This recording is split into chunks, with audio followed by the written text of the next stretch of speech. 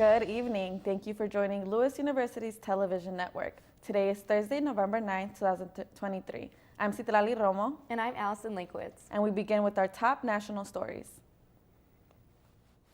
After a multi-year investigation in Boston, 3 people were arrested in a sophisticated high-end online brothel network. The list of clients who allegedly paid for memberships includes politicians and military officers.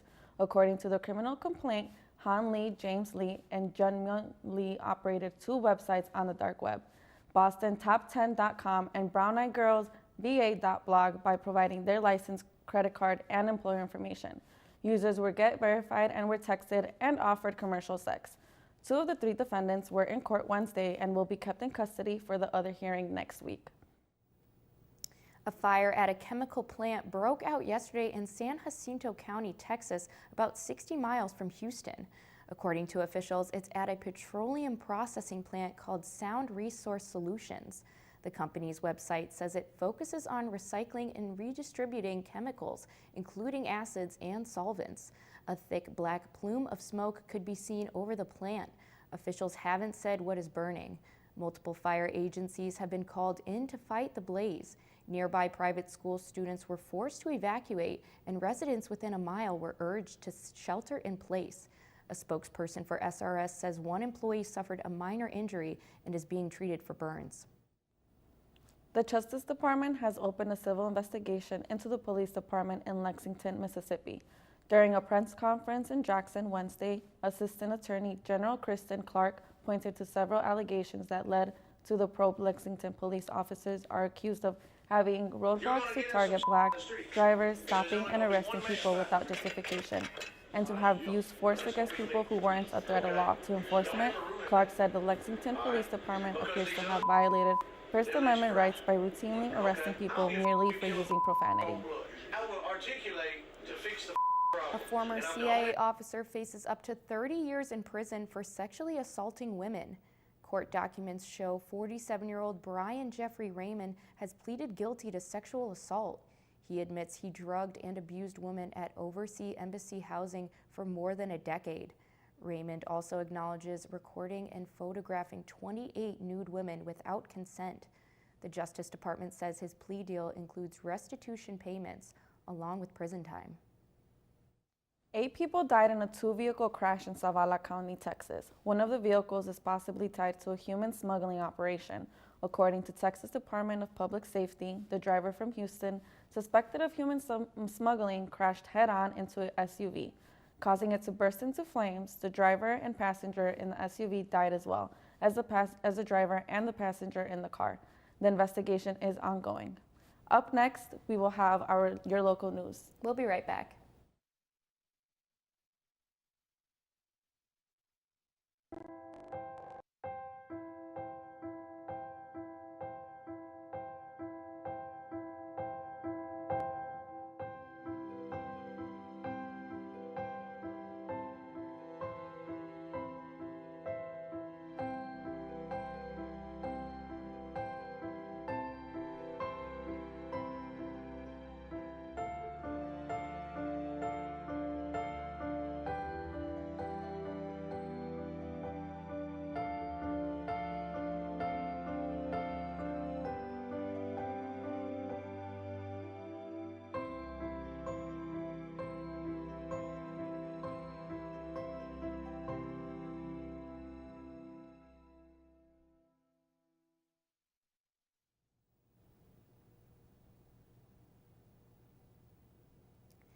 The mayor floor leader of Chicago's Sanctuary City Ordinance has been forced to resign following a disturbance that ensued during last week's special meeting.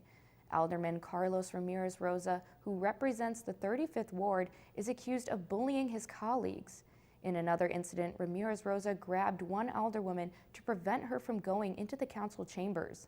2 of the aldermen have confirmed that they've lodged complaints with the Chicago Inspector General's office, claiming that Ramirez Rosa intimidated and coerced them into neglecting their responsibilities.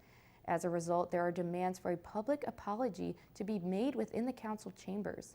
Even though Ramirez Rosa has promptly resigned from his role as floor leader, he will remain in his position as the chair of the zoning committee until December 1st. A number of aldermen have requested a public apology to take place in council chambers on Tuesday. The father of a suspected mass shooter has reached a plea deal with prosecutors in Illinois. Robert Cremo Jr. is accused of being criminally reckless when he signed his son's application to buy a gun 3 years before the Highland Park shooting. His son, Robert Cremo III, allegedly used a rifle to kill 7 people at a 4th of July parade last year. That was 3 years after his father signed the application, and he was 21 years old at the time of the shooting. His father pleaded guilty to 7 counts of reckless conduct and agreed to testify at his son's criminal trial. He will serve 60 days in jail, complete 100 hours of community service, and be on probation for 2 years. The date for his son's trial hasn't been set. An Illinois state trooper is back home with his family after being shot during a traffic stop 2 weeks ago. Trooper Dakota Chapman Green was all smiles as he left a hospital and rehabilitation center on Tuesday. Investigators say Cristobal Santana shot Chapman Green several times in the leg, then hit him numerous times, causing a skull fracture, broken bones to his face, and even a brain bleed. Chapman Green's family says he is making improvements day by day. He received a police escort when he left the hospital. Northwestern surgeons performed a double lung transplant with the use of breast implants for the very first time.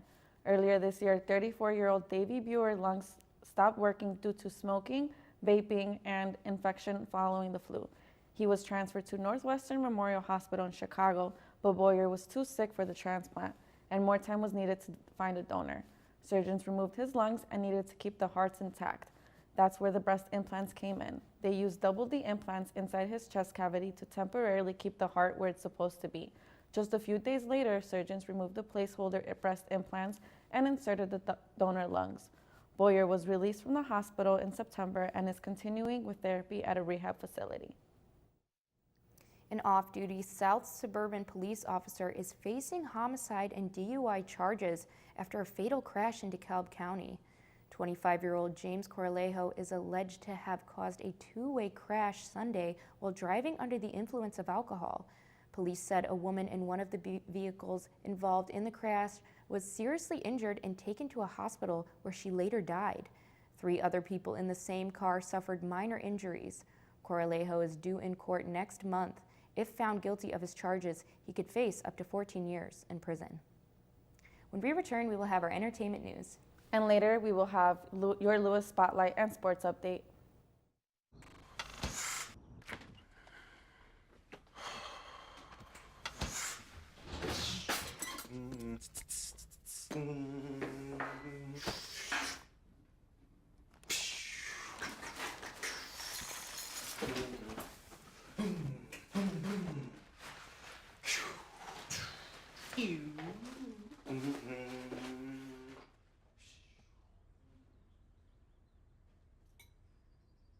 Jordan knows he shouldn't eat this entire bowl of nachos, but tonight he's earned that right, because a few hours ago in the middle of happy hour, he recognized a sign, not from the gods or a bolt of lightning, but from a double heart, a kissy face, and a 4th ha in ha ha ha.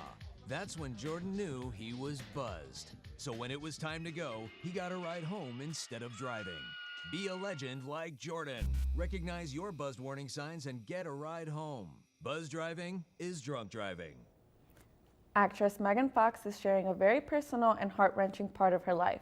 Fox suffered a miscarriage and recounts her pregnancy loss in a new book of poetry called Pretty Boys Are Poisonous. The 2 poems that detail her experience are at the end of the book. In one of the poems, the Transformers star describes feeling a heartbeat and then having to say goodbye. Fox says she and her fiancé, rapper and songwriter Machine Gun Kelly leaned on each other to get through the difficult experience. Fox was previously married to actor Brian Austin Green, and they shared 3 children together. The former Southern California gang leader charged with killing rap icon Tupac Shakur will stand trial next summer. Tuesday, 60-year-old Dwayne K. Davis, also known as Keefe D, appeared for a hearing in a Clark County, Nevada courtroom. The judge scheduled the trial to start June 3rd. According to prosecutors, Davis won't face the death penalty if convicted, but he could be sentenced to life in prison. Davis is currently being held without bail. Davis is accused of orchestrating the plan to murder Tupac Shakur along with Death Row Records executive Suge Knight on September 7, 1996. Davis has said publicly he was in the front seat of a white Cadillac when it pulled alongside the car Shakur was riding in, and that shots came from the back seat. Tupac died 6 days later. The folks at Apple are siding with the Swifties.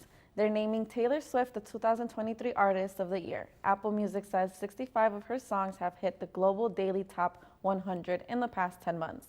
It says streaming especially spiked around her Eras tour. Swift says she's honored to be Artist of the Year. She thanks her fans for making it happen. People magazine has named this year's Sexiest Man Alive.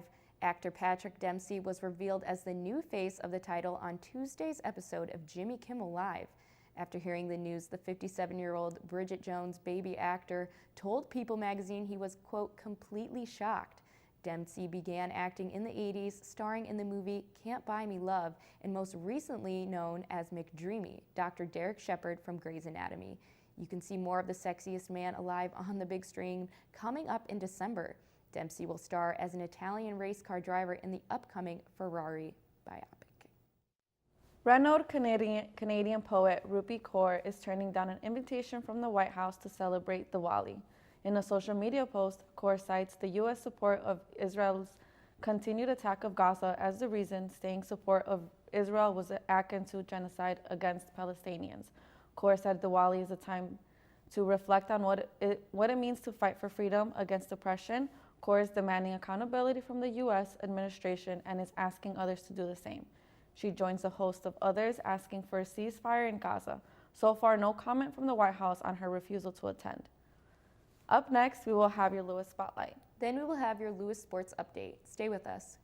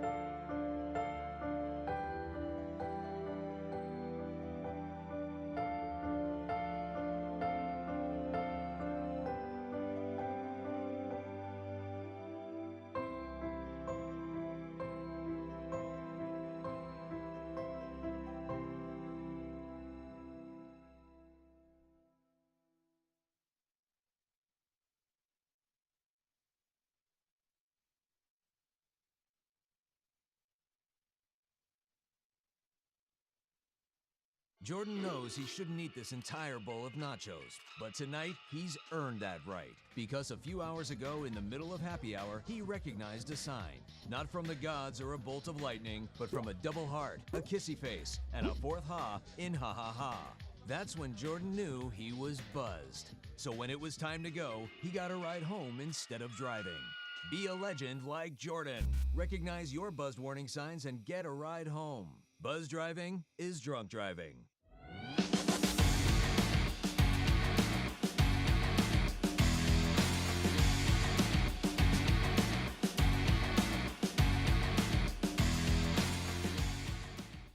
I'm here now with Angie Martinez, who is the Learning Access Coordinator here at Lewis. She's here with us today to talk about Lewis's accommodation services and some of the nice tools that they offer for our fellow flyers. So welcome, Angie. Thank you so much for being here. Thank you for having me. Of course. So to start, can you tell us a little bit about Learning Access Coordination and what you do here at Lewis? Sure. So I am currently a member of the Academic Services team. My office is up on the 3rd floor of the Learning Resources Center. And so one of my goals is to identify students sometimes as early as when they're in high school, but when they're transitioning from high school over to Lewis University. We try to target them at their new flyer registration day to have a nice proactive approach. And I try to identify students who might need accommodations. And so then I have a accommodation consultation with them. I collect their documentation, kind of review what their needs are with them, and then help them formulate an accommodation plan that will be sent to their professors. And so, Wow. so that's kind of it in a nutshell. But that's a little bit of what I Right. do, but then it's a lot more. So in terms of students with disabilities, a lot of the students don't actually consider themselves disabled. There are students who need accommodations for a number of reasons. So our biggest population of students are students with ADHD, students with learning disabilities. However, we have had an increase of students with mental health disabilities Right. lately as well. So, and then we actually do have a couple of blind students who are attending Lewis University, and we have a Okay. couple of students who are deaf and hard of hearing. And then we also have students who have chronic medical conditions or other health needs. So sometimes they don't consider themselves disabled per se, but they Right. might have experienced some barriers to access to their classes. So during our accommodations interview, a consultation interview, we talk about I asked them what kind of barriers to have to testing, what kind of barriers you have in the classroom, or even when you're online even. Yeah. And There's so probably we so kind of many. come up with an accommodation plan kind of around that Yeah. to help them kind of remove those barriers. Yeah, so I mean, there's so many different students here at Lewis, and I can imagine that they're all very unique, so they need different services. So what are some of those resources that you can specifically offer to them? Sure. So our most common accommodation our top accommodation that's requested is our distraction reduced environment. There's over 200 students who request that. And so Okay. we have our testing center at Lewis. It was built probably about 6-7 years ago. And it's about 9 private rooms and another room that has assistive technology. So, and it's a place where students can take their exams with extended time for various reasons. So there might be a student who has dyslexia. And so they might just need some extra time, they understand it, they're really smart, they're intelligent people, but they might just need a little bit of Absolutely. extra time. Or there might be a student who has ADHD who just needs they get so distracted and nervous and anxious when they see people turning in their exams. And so maybe the distraction reduced environment can help them focus a little bit more. Exactly, totally We also understood. have, and then also we have, in our multi-purpose room, we have some assistive technology for students who are blind and visually impaired, or we also have Dragon dictation software for students who might have a writing disability, or they might even have a temporary disability where they Right. can't write for long periods of time, then too as well. And then one of our big things too is our screen reading software. That is also something that we have in our accommodated testing center as Okay. well. And that's a speech synthesizer that will help students either who have dyslexia, who are visual impaired. It will help them access their exams by reading it out loud Oh, to wow. them. So, Well, those sound like really excellent services. I mean, they probably provide so much aid for those students who need some extra accommodations. So I'm just curious now, how do students go about communicating their needs with you and what accommodations they might require? Who do they reach out to first? Sure. So one of our, so the first step is to actually submit documentation, and they can scan an email and send information to Learning Access at lewisu.edu, or they can fax. That's 815-834-6614. They can call, make an appointment with me. But generally, we ask for documentation to come in first, and that could be an IEP, a 504 plan. It could be a medical note from the doctor. And what I'm looking for is some support, Right. to kind of verify that the student does indeed have some sort of health condition or disability that might be causing a barrier and access to their education then too. Exactly. And I mean, I actually did go through that process with you, and it was so helpful. I just needed a simple dietary accommodation, and with your help, I was able to meet it just like that. So it definitely is a very great thing to have these accommodation services at And Lewis. speaking of the dietary accommodations, we actually now have a simple serve station in Oh, it's Brown great. Dining Yeah. Hall. And that was actually started, we had a student with a very severe gluten allergy and celiacs, and she really wanted to be included. You know, we wanted to make sure that she was able to be an active participant on campus, and so we made that because it's not just those students who have celiacs or other health conditions. There's Right. there's athletes, there's love it. international Yeah. students, all kinds of other students who are looking to have specific dietary needs met, and so I think that they offer food that's like free of like the top 8 allergens now. Yep, And yeah. so that was kind of one of the big things that I was helping advocate for the last couple of years then. Yeah, So- that was definitely, I love the Simple Serve station. It's popular with the athletes, like you mentioned. We find that the options are a bit healthier, so that's been really popular. But I'm also just wondering, have you seen an increase in accommodations that are requested recently? And if so, what exactly? Yes, absolutely. So, like I said earlier, we have a population of students with mental health conditions that have increased.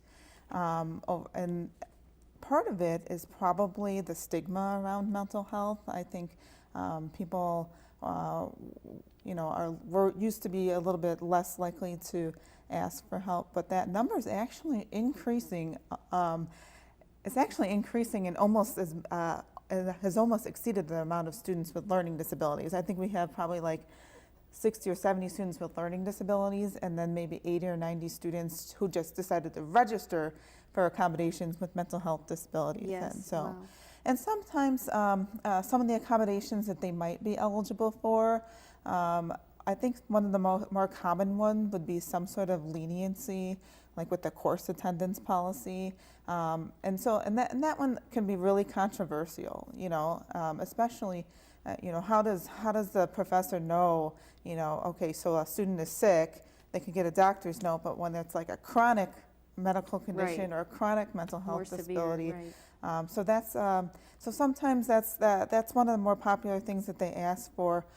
Or again, that extended time on exams, like sometimes there are some students who just get so much anxiety, and it's just nice to go to the testing center and just be in a calm environment where they don't have to worry about people judging them. Right. And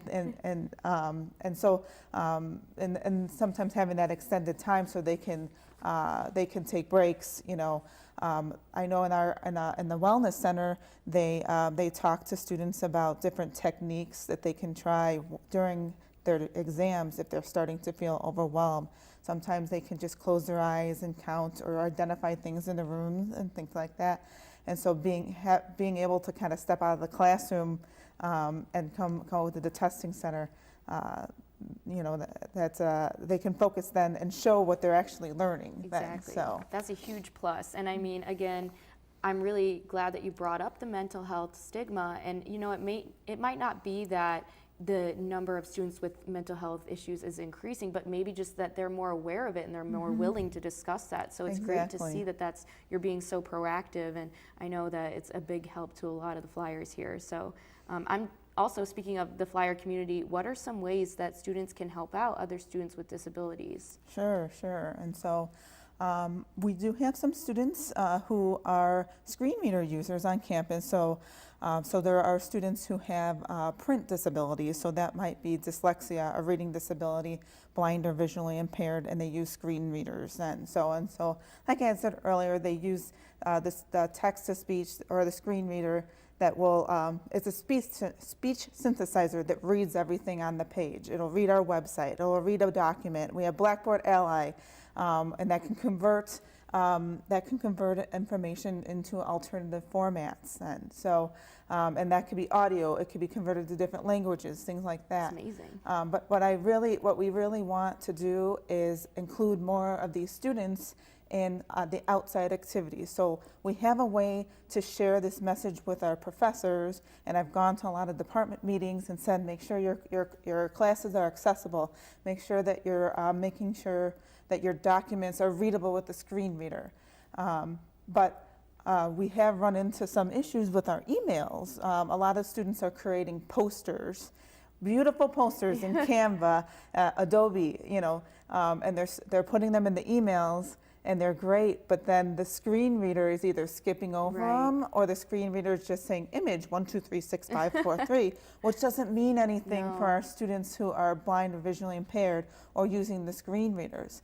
And so one way to include more students on campus and make them feel more welcome is to put alternative text whenever there's an image in a printed communication Got it. on campus. And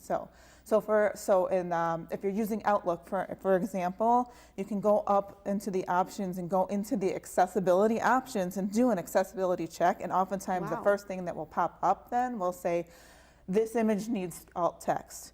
And then you can type like the most important information then, like, okay, this is date, time, location of this activity. We also have our social media too, right? And so we might be posting images, pictures on our social media.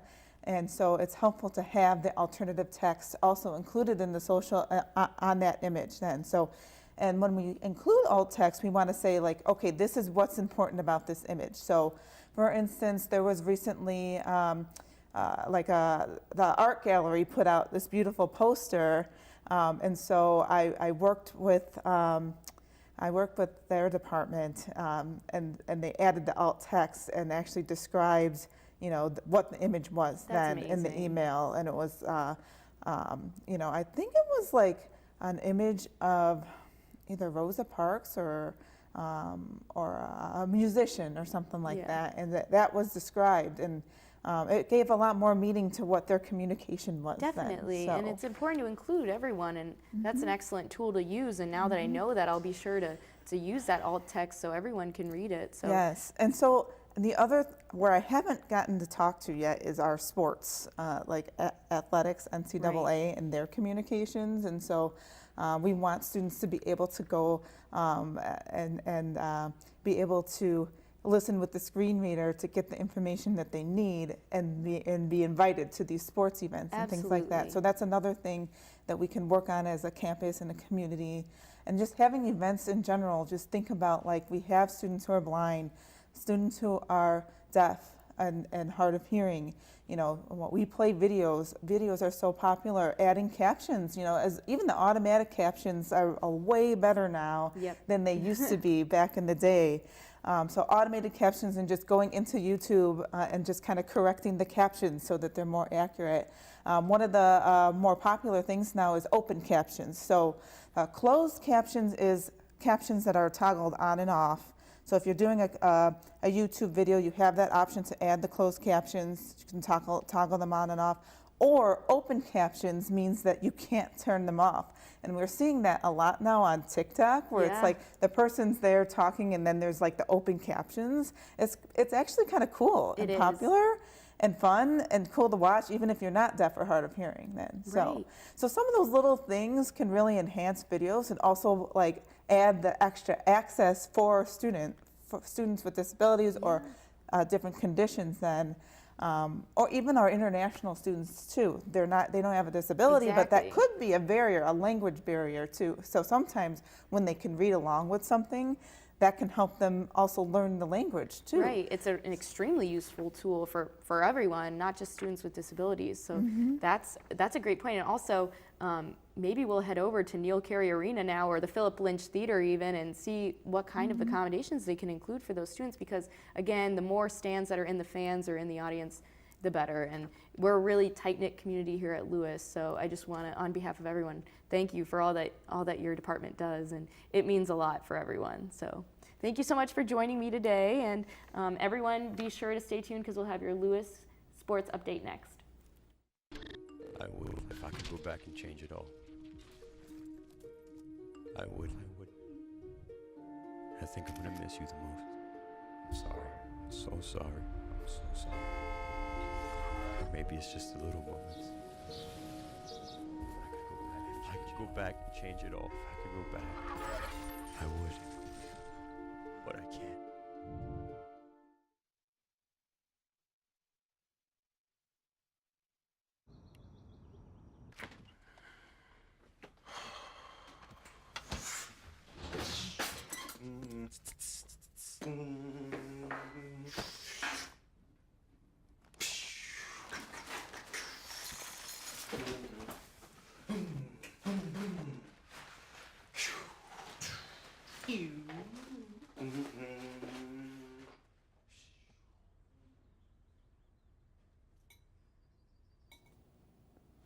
The Lewis University's men's soccer team shut out Rockhurst 4-0 Sunday in the Great Lakes Valley Conference quarterfinal. Rockhurst launched an early offensive, firing 2 shots within 2 minutes, missing one and Sebastian Doppelhofer blocking the other. The Flyers secured a penalty kick, which Storm Johansson skillfully placed into the bottom left corner of the net, ensuring both the goal and an early lead. Lewis extended in the lead in the second half as Justin Darledge scored the next mark, bringing the score to 2-0. Marco Holzer and Godwin Asor removed any lingering uncertainty in the match by scoring Lewis their next 2 winning goals. Ending the match 4-0, the Lewis men's soccer continues its quest for the GLVC championship in the semifinals with Indianapolis this Friday in East Peoria, Illinois. The Lewis University women's soccer team will continue on into the semifinal round of the GLVC tournament as well after defeating Missouri St. Louis by a score of 1-0 this past Sunday. The game started off slow with the 0-0 tie heading into halftime, but picked up quickly after sophomore transfer Brianna Culver put the Flyers on the board after taking just the first shot of the second half. The sophomore standout struck a perfectly placed ball inside the right post to put the team up. The game continued on after that, however, with the Tritons recording 2 shots on goal in both the 84th and 89th minute. Lewis goalkeeper Becca Nielsen prevented either of those from entering the back of the net, though, earning her 8th shutout of the season. The team will move on to the GLVC tournament semi-final stage and face number 1 seeded Maryville on Friday, November 10th in East Peoria. Hopefully, we'll be seeing them play once again on Sunday for that championship spot.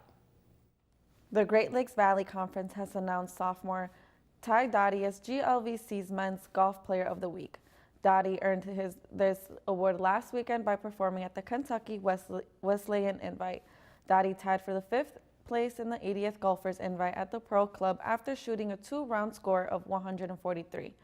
Dottie shot a 70 for the first 16 holes, which put him two under par. This is the first career honor for the South Elgin, Illinois native, and Lewis's first since 2019. Flyer women's volleyball honored its 5 seniors this past Saturday after taking down Upper Iowa University in just 3 sets. Seniors Lauren Stenman, Juliana Van Loo, Natalie Stefanski, Megan Schlechte, and Bella Ray were celebrated after the win and showered with love from family, friends, and of course, their teammates. Each underclassman on the team made a short video for each senior, sharing with them their favorite memory, a message of thanks, and a heartwarming good luck. The Senior Day win boosted the 13th ranked Flyers to a 21-6 overall record, putting them in a perfect position moving into the last weekend of GLVC conference play. Lewis will face off against UIS on Friday in Springfield for their final regular season match. The Lewis University's women's cross-country team placed 3rd at the NCAA Midwest Regional this past Saturday with a score of 92 points. The top 3 teams earned automatic berths to the NCAA Division II Championships, which takes place November 18th at the Tom Rutledge cross-country course in Joplin, Missouri. Junior Hannah Schmerka secured a time of 20 minutes and 40 seconds, placing 8th overall in the race. Abby and Anna Kozak later followed, getting times of 20 minutes and 59 seconds and 20 minutes and 59 seconds, placing 16th and 17th respectively. The Flyers have qualified for the NCAA Division II Championships and will take a race next Saturday, November 18th, at the Tom Rutledge Cross Country Course in Joplin, Missouri. That's it for today's news. Thank you for watching, and as a reminder, you can always keep up with Lewis University's television network and Facebook, Twitter, and Instagram by visiting our YouTube channel. I am Citlali Romo. And I'm Allison Lankwitz. Have a great night.